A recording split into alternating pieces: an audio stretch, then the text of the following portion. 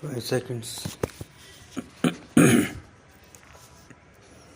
This is the third meeting of the Central Advisory Board of Education since India attained her independence.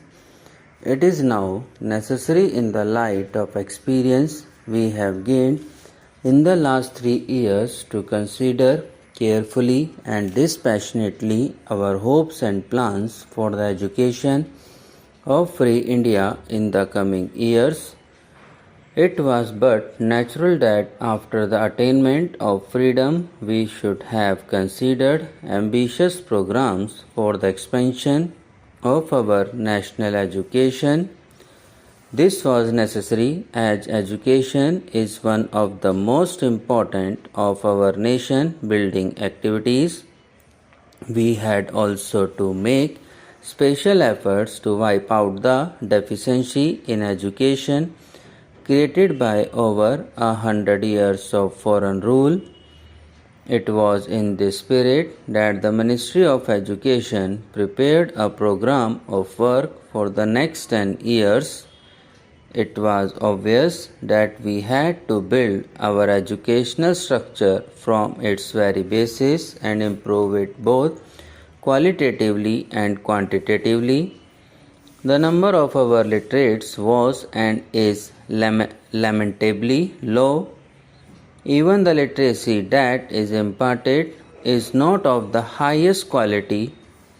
In view of the demand for an all-round expansion and improvement, it became necessary to fix an order of priorities so that our limited resources were not frittered away in attempting too many things simultaneously. You will remember that it was with this object in view that the Ministry of Education, with your general support, proposed that our immediate objectives should be 4, namely 1. The provision of basic education on a universal, free and compulsory basis for all our school-going children. 2. The provision of adult education in order to wipe out the colossal illiteracy of our masses. 3. Improvement and expansion of technical education in order to solve the problem of manpower for industrial and technical development. And 4. The reorganization and improvement of university education from a national point of view.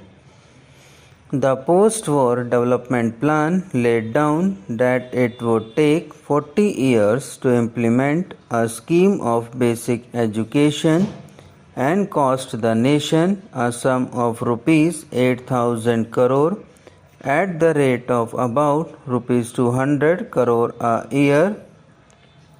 You will remember that after the attainment of independence we all felt that the period was too long and exigencies of our national economy demanded a reduction in the cost. We realized that lack of finances was not the only obstacle in our way. You considered these reports last year's and generally approved of the recommendations.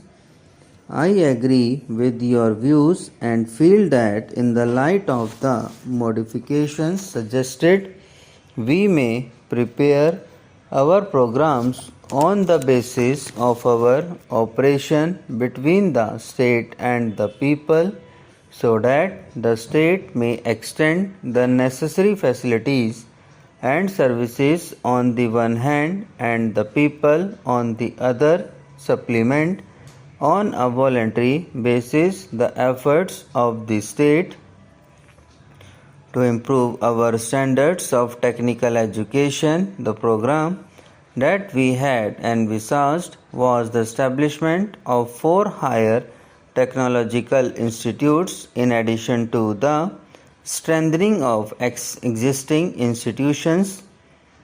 Considerations of finance did not permit us to start with all the 4 but we thought that at least a beginning should be made. The Eastern Higher Technological Institute near Calcutta was taken in hand, though even waiting for the construction of all the necessary buildings. The scheme is in progress, and I hope that the next academic year will see the first batch of teachers and students working in this institute. Simultaneously, it has been our aim to strengthen the existing institutions by improving their quality and increasing their capacity. In the field of university education, the Indian University Education Commission, under the chairmanship of Professor Radhakrishnan, was asked to submit its report within 9 months. You will be glad to know that it has already done so. The report is before you, and one of the main functions of this meeting of the board will be to consider the recommendations of the commission.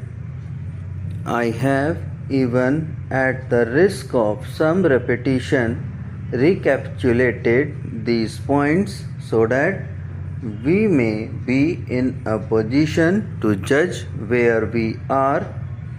You will appreciate that so far as planning is concerned, the ministry is ready with its program in all the 4 fields mentioned by me. I would therefore like to draw your attention to the obstacle which stands in the way of their immediate implementation. You will remember that in 1947, the problem of refugees from Western Pakistan absorbed almost all the energy and a major portion of the finances of the nation. There was therefore no hope of adequate funds being available for educational expansion in the immediate future, but in spite of these difficulties, the budget for 1998-99 saw an increase in provision for education. During 1998-99, our scheme for educational reconstruction reached a suitable stage for implementation. It was my hope that the 1999-2000 budget would enable us to make a beginning with the program for the same now. Subscribe now and press the bell icon. Never miss an update.